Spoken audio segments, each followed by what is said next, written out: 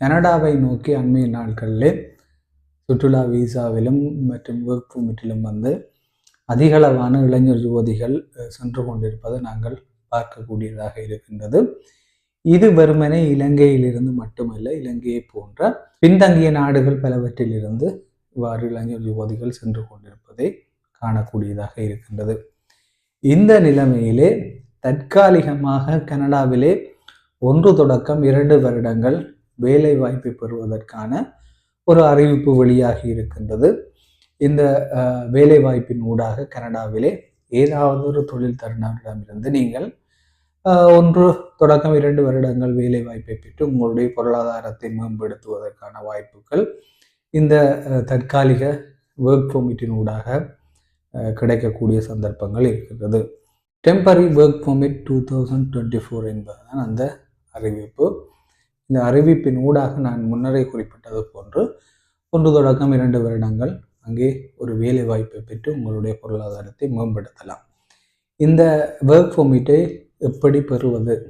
அதற்கு நீங்கள் தொழில் பெறுநர் நீங்கள் என்ன தகுதிகளை பெற்றிருக்க வேண்டும், தொழில் தருணர் உங்களுக்கு தொழில் தருபவர் என்ன தகுதிகளை பெற்றிருக்க வேண்டும் என்பன போன்ற முக்கியமான விடயங்களை இந்த பதிவிலே பார்க்க இருக்கின்றோம். கட்டாயம் முழுமையாக பாருங்கள். ஏதோ ஒரு வகையில் நீங்கள் வெளிநாட்டிலே தொழில் தேடுபவராக இருந்தால் இது உங்களுக்கு ஒரு மிகப்பெரிய அல்லது மிகச்சிறந்த ஒரு பதிவாக இருக்கும் என்பது எங்களுடைய நம்பிக்கை. இது குறித்த மேலதிக தகவல்கள் ஏதாவது தேவைப்படுமாக இருந்தால் கட்டாயம் கமெண்டில் போடுங்க. இந்த விடயம் தொடர்பாக வெளியாகி இருக்கின்ற தகவல்களை உள்ளடக்கிய இணையங்களுடைய இணைப்புகளை வந்து நாங்கள் உங்களுக்கு கமெண்டில் தர தயாராக இருக்கிறோம். தொடர்ந்து முழுமையான வீடியோ பதிவுக்குள்ளே போவோம்.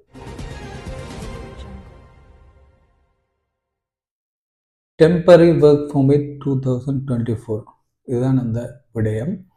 தற்காலிகமாக வேலை வாய்ப்பை பெறுவதற்கான வீசா. இது 2 வகைப்படுகின்றது. குறிப்பாக நீங்கள் முதலாவது வகை பார்த்தோம்னால், குறிப்பாக நீங்கள் ஒரு தொழில் தருணரை தேர்வு செய்து அந்த தொழில் தருணர் ஊடாக நீங்கள் வேலை வாய்ப்பை பெறுவதற்காக இந்த வீசாவை அவருக்கு ஊடாக பெற்றுக்கொள்ளலாம். இரண்டாவது வந்து ஏதாவது ஒரு தொழில் தருணர், அதாவது கனடாவிலே இருக்கின்ற வெளிநாட்டில் இருந்து வேலையாட்களை தன்னுடைய நிறுவனத்திலே பணிக்கமர்த்த தகுதி பெற்ற ஏதாவது ஒரு தொழில் தருணர் ஊடாக நீங்கள் இந்த வீசாவை பெற்றுக்கொள்ளக்கூடியதாக இருக்கும். நீங்கள் ஒரு தொழில் பெறுநராக அல்லது தொழில் தேடுபவராக இருந்தால் நீங்கள் இந்த வீசாவை பெற்றுக்கொள்வதற்கு உலகத்தில் எந்த நாட்டில் இருந்தாலும், குறிப்பாக ஒரு தொழில் தேடுபவராக இருந்தால் மட்டும் போதும்.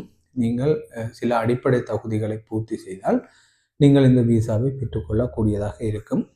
குறிப்பாக நீங்கள் ஒரு தொழில் பெறுநராக இருக்கின்ற போது நீங்கள் ஆக குறைந்தது 18 வயதாக இருக்க வேண்டும். அதாவது 18 வயதிற்கு மேற்பட்டவராக இருக்க வேண்டும்.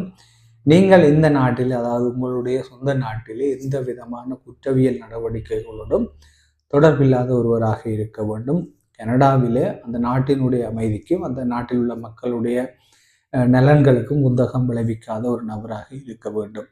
அதைவிட மேலதிகமாக இந்த வீசா வந்து 1 தொடக்கம் 2 வருடங்கள் அதனுடைய கால எல்லை. இந்த காலப்பகுதி நிறைவடைந்ததன் பின்னர் நீங்கள் அங்கே சுதந்திரமாக வேலை செய்து இந்த காலப்பகுதியை முடிவு செய்ததன் பின்னர் உங்களுடைய நாட்டிற்கு நீங்கள் நிச்சயமாக திரும்புவீர்கள் என்பதை நீங்கள் கட்டாயம் உறுதிப்படுத்த வேண்டும். ஏனென்று சொல்லி சொன்னால் இந்த விசா எக்காரணம் கொண்டும் நீட்டிக்கப்படாது. நீங்கள் இந்த வீசாவை பெற்று அந்த வேலைவாய்ப்பை பெற்று வேலைவாய்ப்பு அந்த வீசா காலத்தை நிறைவு செய்ததன் பின்னர் நீங்களுடைய நாட்டுக்கு திரும்பி மீண்டும் கனடாவிலே வேலைவாய்ப்பை பெறுவதற்கு அல்லது அங்கே நிரந்தரமாக குடியேறுவதற்கு ஏதாவது முயற்சிகள் செய்வீர்களாக இருந்தால் இது உங்களுக்கு ஒரு சாதகமான நிலைமையை ஏற்படுத்தும். அதாவது நீங்கள் ஏற்கனவே இந்த வீசாவை பயன்படுத்தி அங்கே 2 வருடங்கள் வேலை செய்துவிட்டு ஒரு விதமான குற்ற நடவடிக்கைகள் அல்லது அந்த நாட்டினுடைய சட்டத்திட்டங்களுக்கு உட்பட்டு நீங்கள் நாட்டுக்கு திரும்பி இருந்தால் உங்களுக்கு இது சாதகமாக அமையும்.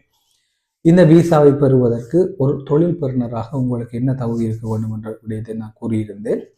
குறிப்பாக ஏற்கனவே கூறியிருந்தது 18 வயதுக்கு மேற்பட்டவராக இருக்க வேண்டும். நீங்கள் இந்த வீசா காலத்தை முடிவு செய்த பின்னர் நாட்டுக்கு திரும்புவீர்கள் என்பதை உறுதிப்படுத்த வேண்டும். அதற்கு மேலதிகமாக கனடாவிலே நீங்கள் எந்த மாநிலத்திலே தங்கப் போகிறீர்கள் என்பதை அடிப்படையாக கொண்டு நீங்கள் அந்த மாநிலத்திலே வாழ்வதற்கு அல்லது தங்கி இருப்பதற்கு உடற்தகுதி பெற்றவராக இருக்கிறீர்களா என்பதை ஒரு மருத்துவரூடாக உறுதிப்படுத்த வேண்டும்.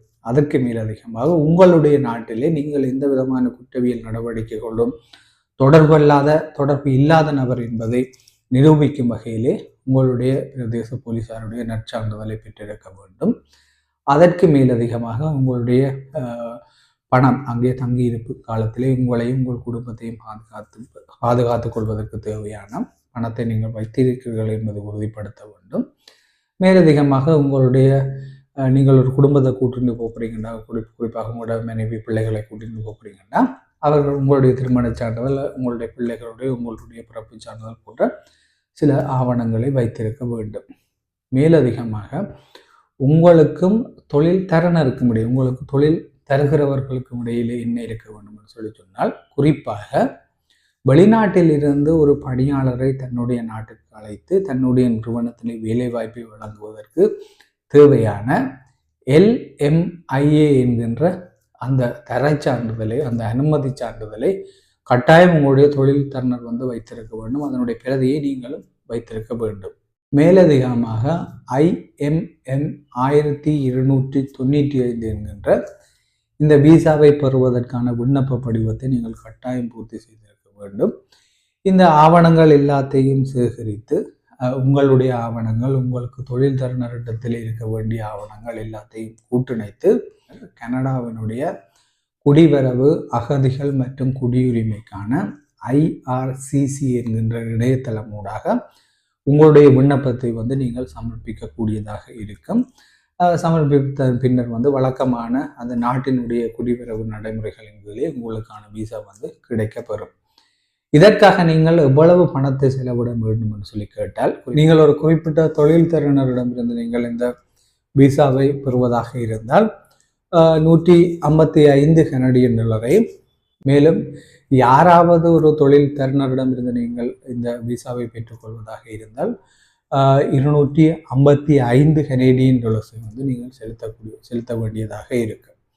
இதுதான் இன்றைய பதிவினுடைய பிரதான விடயம். கட்டாயம் உங்களுக்கு இது பிரயோசனமாக அமைந்திருக்கும் என்று நினைக்கிறேன்.